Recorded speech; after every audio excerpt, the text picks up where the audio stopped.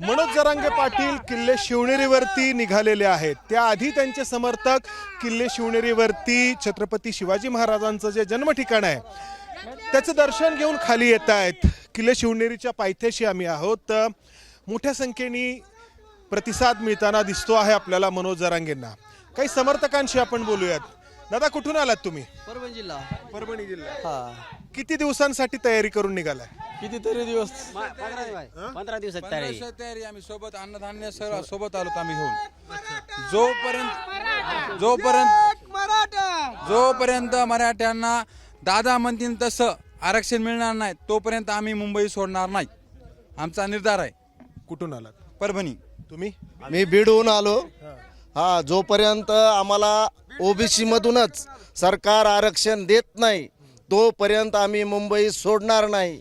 जय जिजाऊ. तुमचं आमचं नातं काय? मागील वेळी नवी मुंबईपर्यंत मोर्चा गेला.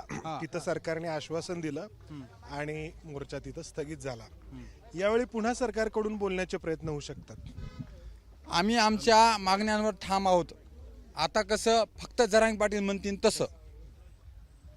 आता कसं दादा म्हणते तसं. गेवराई तालुका. तुम्ही? गेवराई. बदनापूर, जालना जिल्हा. तर वरून जाऊन आलात तुम्ही, सगळे दर्शन घेऊन आलेला. हो. आता म्हणजे कालही प्रयत्न झाला, आज दिवसभरात प्रयत्न होईल मुंबईमध्ये मोर्चा जाऊ नये यासाठी. तर काय वाटतं तुम्हाला? सरकारशी बोलणं करायला हवं, कारण एकदा बोलणी करून तुम्ही पाहिलेली आहेत. तर काय सरकारने आश्वासन द्यावा आणि मागण्या मंजूर करा. लाईव्ह मध्ये करायचं. सरकारनं आमने सामने करायचं. अंधाऱ्या खोलीत करू नये. सरकारकडून कोणी चर्चा करावी असं वाटतं? सरकारकडून मुख्यमंत्र्यांनी चर्चा करावी. तुम्हाला काय वाटतं? मुख्यमंत्र्यांनी चर्चा करणं बरं राहील, कारण बाकीच्याला सगळ्याला मुख्यमंत्री, बाकीचे मंत्री काय कामाचे नाही. सगळ्याला मुख्यमंत्र्यांनी जरांगे पाटलांना आणि आमच्या सिस्टमला पूर्ण मराठा समाजाला समोरासमोर लाईव्ह बोलायला पाहिजे. मीडियाची समोरासमोर बोलायला. आणखी काही समर्थकांशी आपण बोलूयात. ही अशी मोठी गर्दी दिसते आहे शिवनेरी किल्ल्याच्या पायथ्याला. हे सगळे समर्थक जे आहेत ते आपल्याला भेटतायत. शिवनेरी किल्ल्यावरून खाली आलेले आहेत हे सगळे लोक. दादा, कुठून आलात तुम्ही? नांदेडवरून आलात. हो.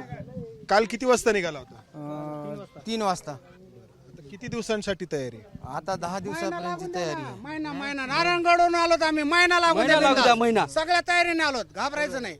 माग हातायचं नाही. जेवण सगळं हाताने तयार करणार. हाताने. आता पिठाण सगळं सोबत आणलेलं आहे. सगळं साहित्य, गॅस सगळं सोबत आणलेलं आहे. सरकार आज देखील चर्चा करण्याचा प्रयत्न करू शकतं. काल देखील झाला होता. तर काय वाटतं तुम्हाला? चर्चा करायला हरकत नाही, पण चर्चा मुद्दे सुद्धा व्हायला पाहिजे आणि मुख्यमंत्र्यासोबत व्हायला पाहिजे. कोणी येतं थुतुरमुतुर येतं, काहीतरी बोलतं आणि टाइम वेळ काढूपणा करते. फक्त चर्चा आणि दादा घेतील काय. त्यावेळी देखील नवी मुंबईमध्ये चर्चा झाली होती. त्यावेळीचे जे मुख्यमंत्री होते दिले, पण त्याची अंमलबजावणी नाही केली. अंमलबजावणी केली नाही ना. तुम्हाला असं वाटतं का की एकनाथ शिंदेनी दिलं पण पुढे त्याची अंमलबजावणी नाही झाली? फडणवीस साहेबांनी करायला पाहिजे होती. नाही केली. फडणवीस साहेबांनी करून दिली नाही. फडणवीस साहेबांनी करून दिले. हो, सगळ्याच म्हणणं आहे सर. असं आमचंच माझंच म्हणणं तर आहे, पण अंमलबजावणी करू दिली नाही. शिंदे साहेब द्यायचं होतं पण अंमलबजावणी करू दिली नाही. हो. सगळे सोयऱ्याची जी आट होती ती आट त्यांनी लागू केली नाही. तर हा जो सेंटिमेंट आहे, या ज्या भावना आहेत या लोकांच्या, हा या सगळ्या आंदोलनामधला एक कळीचा मुद्दा आहे. आणखी काही लोकांशी आपण बोलण्याचा प्रयत्न करूया. नमस्कार मंडळी. तर ही अशी मोठी संख्या आपल्याला दिसते आहे. दादा, नमस्कार. नमस्कार. झालं का दर्शन? झालं? दर्शन झालं. मस्त समाधान वाटलं. लवकर गेला म्हातारपणी. होता? हा, आता समाधान वाटलं. दर्शन घेतलं. म्हातारपणी म्हणलं घडावं एकदा शिवाजी महाराज दर्शन. 10 वर्ष गुकुत यंदाच घडलं. योगाने जरांगे पाटलामुळं. गाव कोणतं? केस तालुका विडाय होता. अच्छा, किती वाजता निघाला होता? काल 12-1 वाजता. अच्छा, आणि किती दिवसांची तयारी आहे? आता जरांगे पाटील बस म्हणले बसायचं. मागील वेळी पण नवी मुंबईमध्ये हो, ते फसविलं. सरकारनं फसविलं ना. सरकारनं फसविलं. देऊ म्हणले, पुन्हा दिलंच नाही. बरं. हा, त्याच्यामुळे आता राहायचं आझाद मैदानावर आपलं मस्त. त्यावेळी मुख्यमंत्री होते एकनाथ शिंदे. त्यांनी येऊन त्या ठिकाणी आश्वासन दिलं होतं. दिलं थोडं, पण ते राहिलं सकसोरे. अच्छा. आम्हाला मिळलं, पण आमच्या बोबंद राहिले काही पाहुणे रावळे सकसोरे म्हणाल आपलं. नाही, आज पण सरकार आश्वासन देऊ शकते. तर काय वाटतं तुम्हाला, का मिळत नाहीये? नाही लबाडे सरकार. सहज देत नाही, सहज देत नाही. मराठा समाजात सुद्धा मरणच आहे. शेतकरी कष्टकरी वर्ग आहे सर्व मराठा.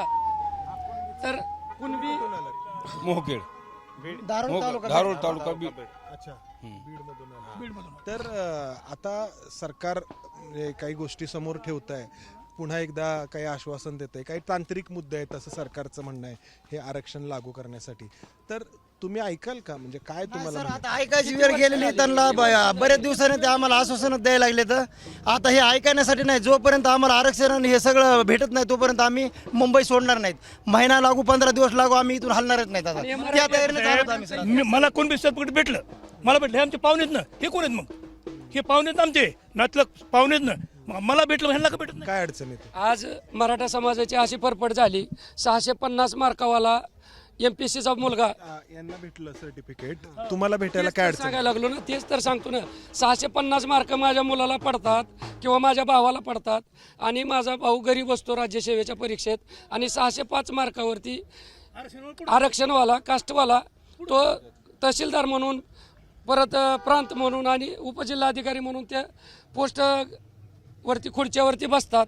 मग तिथं टॅलेंटचा काहीच उपयोग होत नाही ना.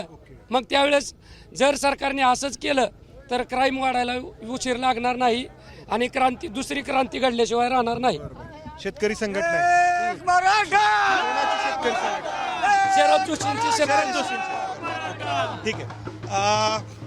तर हे बघा, हे आणखी मोठ्या संख्येने जे आहेत ते समर्थक मनोज जरांगेंना येऊन मिळत आहेत.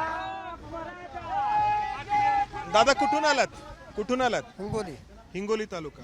बर, किती दिवसांसाठी निघालात मुंबईला? जरांगे पाटलाचा आदेश तोपर्यंत मुंबई ठाम, हालायचं नाही, डोलायचं नाही, काय नाही, एकच वादा, जरांगे पाटील दादा. किती दिवसांसाठी? जोपर्यंत आरक्षण भेटत नाही तोपर्यंत मुंबईतच थांबायचं. मी मागच्या वेळी आश्वासन दिलं होतं मुंबईत. खोटं आश्वासन दिलं, खोटं JR काढा, JR लागू केला नाहीये सरकारने, पूर्ण खोटं केलंय. त्यामुळे आता जोपर्यंत आरक्षण भेटत नाहीये तोपर्यंत मुंबईलाच थांबायचं. मराठ्यांची मागच्या वेळेस सरकार म्हणतं की काही तांत्रिक मुद्दे आहेत असं अचानक. काय तांत्रिक मुद्दे करता येतं, सरकारच्या मनात असेल तर करता येतं, एक दिवसात करता येते. तांत्रिक मुद्दे सरकारला पूर्ण करता येतात. धन्यवाद. तर ही अशी गर्दी आहे. बहुतांश जे समर्थक आहेत ते मराठवाड्यातल्या वेगवेगळ्या जिल्ह्यांमधून आलेले आहेत. मात्र जसे मनोज जरांगे पुढे निघाले तसे त्यांना येऊन मिळणाऱ्या समर्थकांची संख्या वाढते आहे.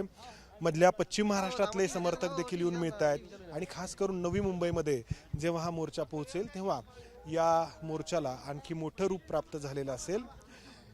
बरंच काही घडलेलं आहे जो जानेवारी महिन्यातला मागच्या वर्षीचा मोर्चा होता त्यानंतर, आणि त्यामुळं सरकारसमोर एक मोठं आव्हान उभं राहत आहे. कॅमेरामन अमोल गवळेसह मंदार गोंजारी, ABP माझा, किल्ले शिवनेरी. ABP माझा, उघडा डोळे बघा नीट.